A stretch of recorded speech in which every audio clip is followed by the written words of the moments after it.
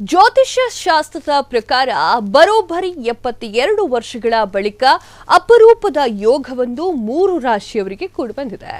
ಶನಿ, ಬುಧ ಹಾಗೆ ರಾಹು ಮತ್ತು ಕೇತು ಈ ಒಂದು ಗ್ರಹಗಳು ಹಿಮ್ಮುಕ್ತವಾಗಿರುತ್ತೆ. ಈ ಒಂದು ಅವಧಿಯಲ್ಲಿ 3 ರಾಶಿಯವರಿಗೆ ಅತ್ಯಂತ ಶುಭ ಫಲ ಹೊಂದಿರುತ್ತೆ. ಜುಲೈ 13ರಿಂದ ಈ ಒಂದು 3 ರಾಶಿಯವರಿಗೆ ಉದ್ಯೋಗ, ವ್ಯವಹಾರ ಮತ್ತು ಆರ್ಥಿಕ ಪ್ರಗತಿಗಳು ಹೊಸ ಬಾಗಿಲನ್ನ ತೆರೆಯುತ್ತಿದೆ ಅಂತ ಹೇಳಿದ್ರೆ ತಪ್ಪಾಗಲ್ಲ. ಕರ್ಕಾಟಕ ರಾಶಿಯವರಿಗೆ ಜುಲೈ 13ರ ಬಳಿಕ ತುಂಬಾ ಶುಭಕರವಾಗಿರುತ್ತೆ.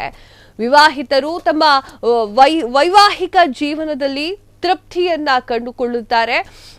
ಅವಿವಾಹಿತರು ವಿವಾಹ ಪ್ರಸ್ತಾಪಗಳನ್ನ ಸ್ವೀಕಾರ ಮಾಡುವಂತಹ ಸಾಧ್ಯತೆ ಇದೆ. ಈ ಅವಧಿಯಲ್ಲಿ ನೀವು ಸಾಮಾಜಿಕ ಮತ್ತು ವೃತ್ತಿಪರ ಮಟ್ಟದಲ್ಲಿ ಪ್ರತಿಷ್ಠೆಗಳನ್ನ ಪಡೆಯುತ್ತೀರಿ. ಇದರ ಜೊತೆಗೆ ನಿಮ್ಮ ಆತ್ಮವಿಶ್ವಾಸ ಹೆಚ್ಚಾಗುತ್ತದೆ. ಖರ್ಚುಗಳನ್ನ ನಿಯಂತ್ರಣ ಮಾಡುವ ಮೂಲಕ ನೀವು ಉಳಿತಾಯವನ್ನ ಹೆಚ್ಚಿಸಬಹುದು. ಇನ್ನು ವೃಷಭ ರಾಶಿಯವರಿಗೆ ಸಕಾರಾತ್ಮಕ ಫಲಿತಾಂಶಗಳನ್ನ ನೀಡುವಂತಹ ಸಾಧ್ಯತೆಗಳಿದೆ. ಆದಾಯ ಹೆಚ್ಚಾಗುತ್ತದೆ ಮತ್ತು ಉದ್ಯೋಗಗಳಲ್ಲಿ ಬರುವಂತಹ ಬಡ್ತಿ ಕೂಡ ಸಿಗುತ್ತದೆ. ಹಳೆಯ ವಿವಾದಗಳು ಕೂಡ ಬಗೆಹರಿಯುತ್ತದೆ.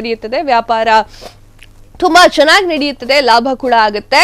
ಸಮಾಜದಲ್ಲಿ ಒಳ್ಳೆಯ ಗೌರವ ಸಿಗುತ್ತೆ ಮತ್ತು ನಿಮ್ಮ ಜನಪ್ರಿಯತೆ ಹೆಚ್ಚಾಗುತ್ತೆ. ಈ ಒಂದು ಅವಧಿಯಲ್ಲಿ ನಿಮ್ಮ ಕುಟುಂಬ ಮತ್ತು ಆಪ್ತರನ್ನ ಸಂತೋಷವಾಗಿಡುವುದರಲ್ಲಿ ನೀವು ಹೆಚ್ಚಿನ ಒಂದು ಕಾಳಜಿಯನ್ನು ವಹಿಸ್ತೀರಾ.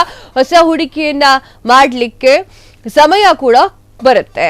ಕೊನೆಯದಾಗಿ ಮೀನರಾಶಿಯವರು ಹಲವು ವಿಭಾಗದಲ್ಲಿ ಪ್ರಯೋಜನಕಾರಿಯಾಗಿರ್ತೀರಾ. ಒಂದು ಹಳೆಯ ಒಂದು ಸಾಲಗಳನ್ನು ಕೂಡ ನೀವು ತೀರಿಸ್ಕೊಳ್ತೀರಾ. ಆ ಒಂದು ಅವಕಾಶಗಳು ಕೂಡ ನಿಮ್ಗೆ ಸಿಗುತ್ತೆ. ಹೊಸ ವ್ಯವಹಾರ ಪ್ರಾರಂಭ ಮಾಡಲಿಕ್ಕೆ ಇದು ಸರಿಯಾದ ಸಮಯ ಆಗಿರುತ್ತೆ. ಪ್ರೇಮ ಸಂಬಂಧಗಳು ಈ ಒಂದು ಸಿಹಿ ಒಂದು ವಿಚಾರಗಳು ಕೂಡ ನಿಮ್ಮ ಜೀವನದಲ್ಲಿ ನಡೆಯುತ್ತೆ. ಮದುವೆ ಪ್ರಸ್ತಾಪ ಬಂದರೂ ಕೂಡ ಆಶ್ಚರ್ಯ ಇಲ್ಲ. ವ್ಯವಹಾರಗಳು ಕೂಡ ವಿಸ್ತರಣೆ ಆಗುತ್ತೆ.